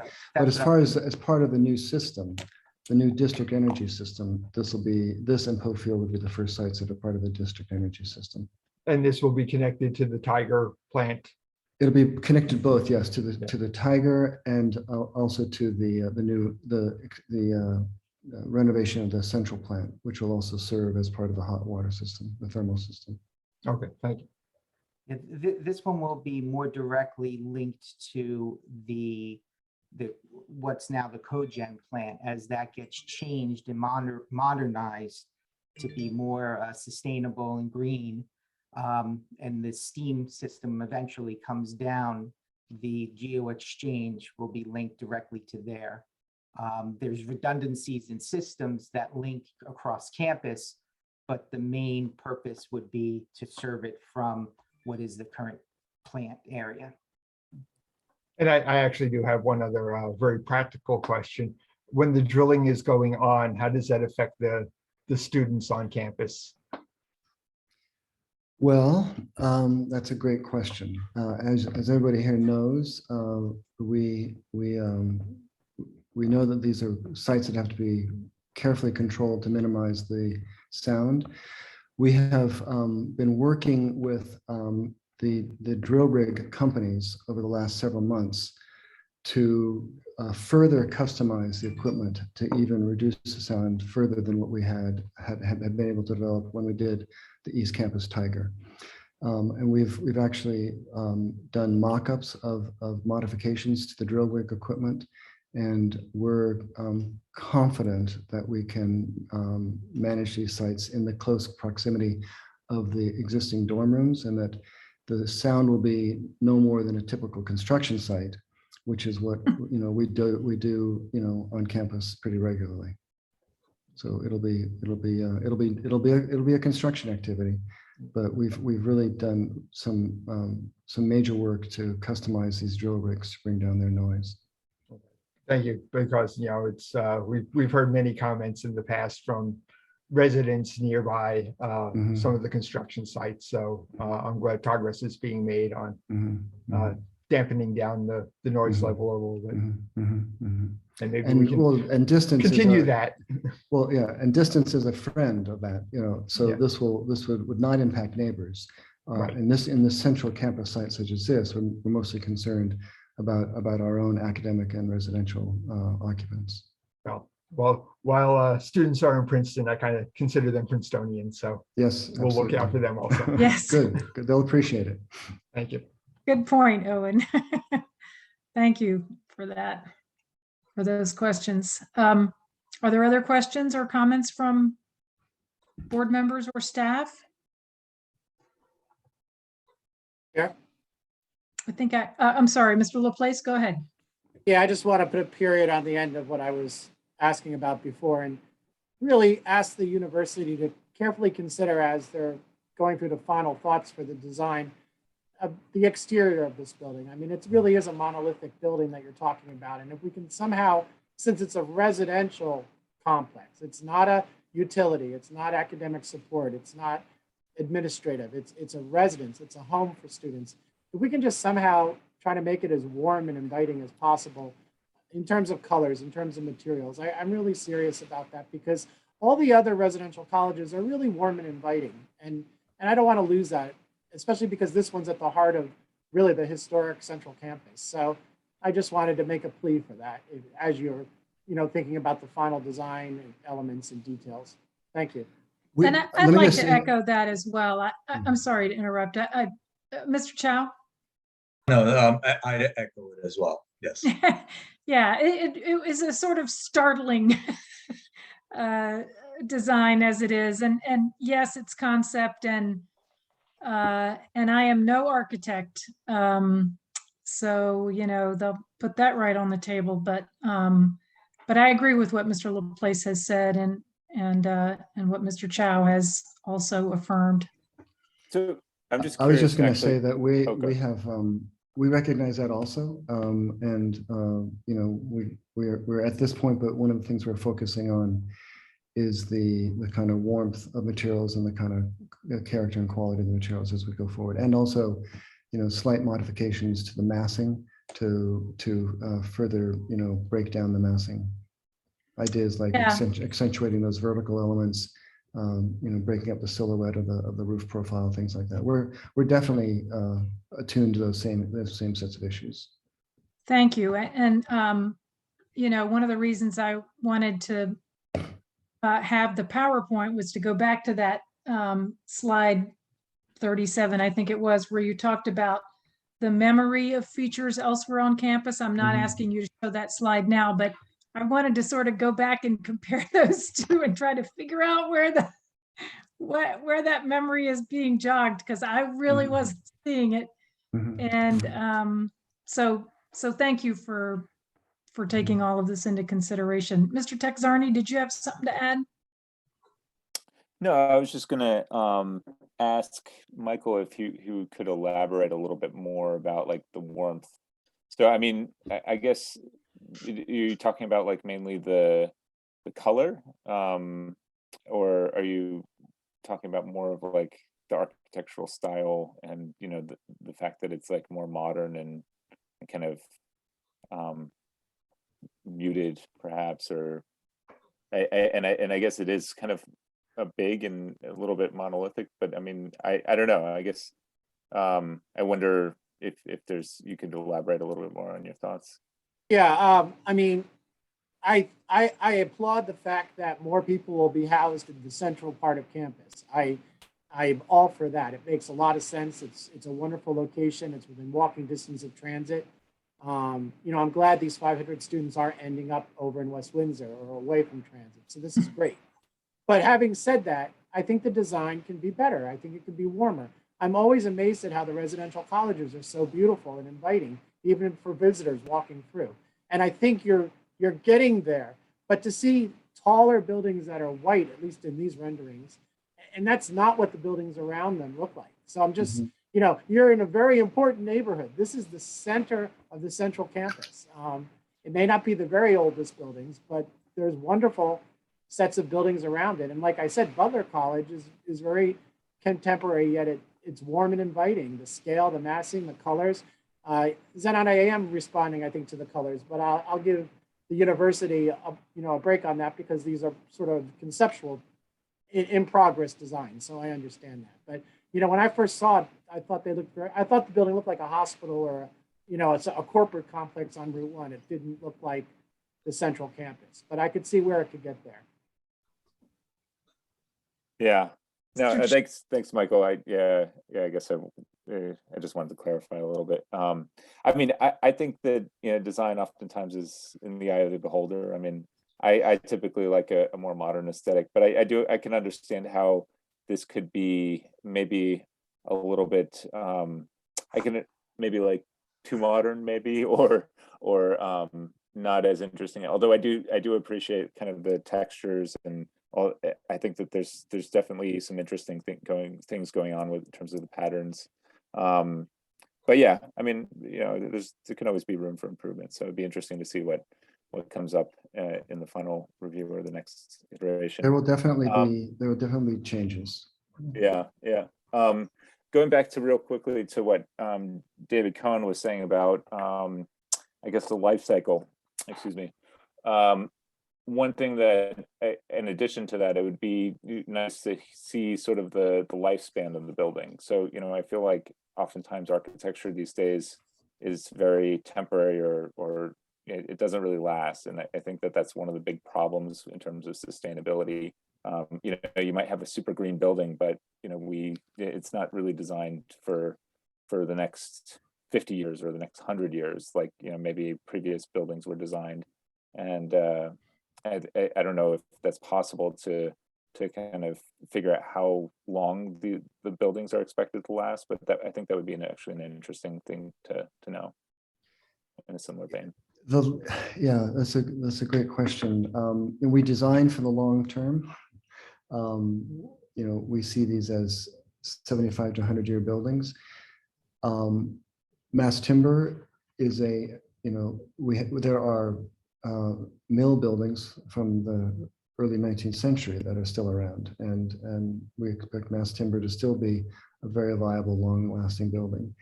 It also, the longevity of these buildings is tied to the care and operations they get in maintenance, and we have a very, very, very robust operations and maintenance program. So we should be able to keep our buildings as long as Nassau Hall. So that's our goal.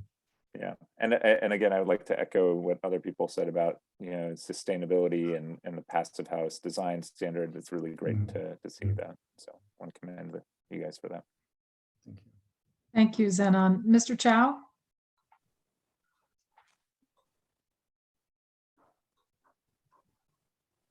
I always commend the university on its sustainability efforts. It's always wonderful to see that. I think to Mr. Laplace's comments about the warmth and scale, I think for me it's more the scale, the sense of scale. I think a lot of the traditional buildings on campus, you get a better sense of intimacy when you feel the space is smaller. And when I saw the renderings, the kind of modern look without much details, lines, vertical lines, horizontal lines, it does make it feel, as Mr. Laplace said, corporate. So it does feel very large. So I do hope that you kind of reconsider the design for the scale and to give the sense that you're in a smaller place, and that's the beauty of the whole campus. You always feel like you step into a certain area, and it's that area. You really get a sense that it's a small area that you're in. There's intimacy. Yeah. Yep. These are all good comments. Yeah. Thank you. Thanks, Phil. Any other final comments? I don't see any. So, Mr. McCoy, thank you very much for the presentation and for here. Oh, Mr. Mueller? Do you want to have give the public an opportunity to speak? Oh, I was assuming because this was a concept that we would not do It's not that, but required. I certainly have no objection.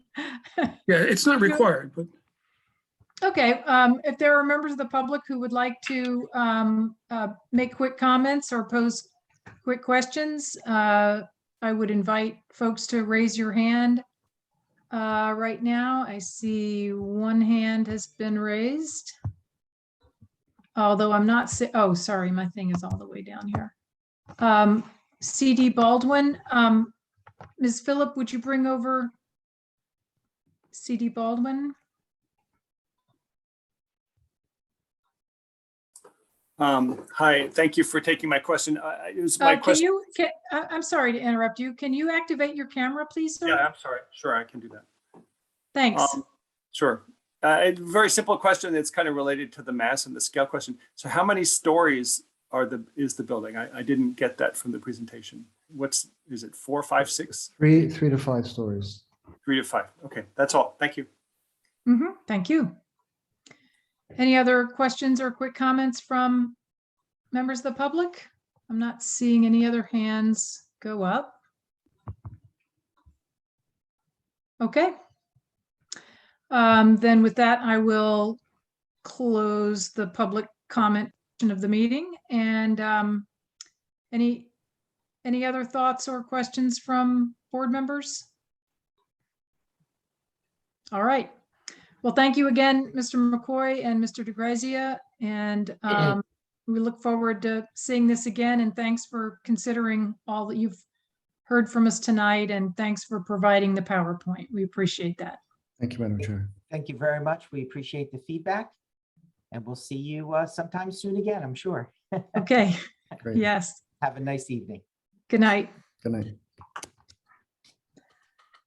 So if there's no other business on the agenda, I guess it's time to entertain a motion to adjourn. So moved. Mr. Cohen has moved that we adjourn. Is there a second? Second. Now I'm going whether you adjourn the meeting or not. So. Everybody's having so much fun, they don't want to go. Exactly. That is proof that how hard it is to get people to move and second something. Mr. Cohen always moves to adjourn, but I was looking at those lions and wondering if they could be moved to TCNJ, actually. They're from the old. They're from the old CNJ. So they're going from the old one to the new one. Well, Okay, Mr. Quinn, I'm sitting in TCNJ now. My poor class that had to sit through this evening and not have any excitement. Hey, I thought Are there was you some guys, are excitement. you guys okay? You had some excitement, Mike? How about Oh, there Look you at go. that. how about those exciting design questions? Come on. They were so looking forward to 39 Linden. Well, Well, they were the only ones. As Enough were said many about that. members of the public. Exactly. Wait. I think we're adjourned so we can turn the recording off, maybe. I think we are adjourned. But and that's I think- amazing.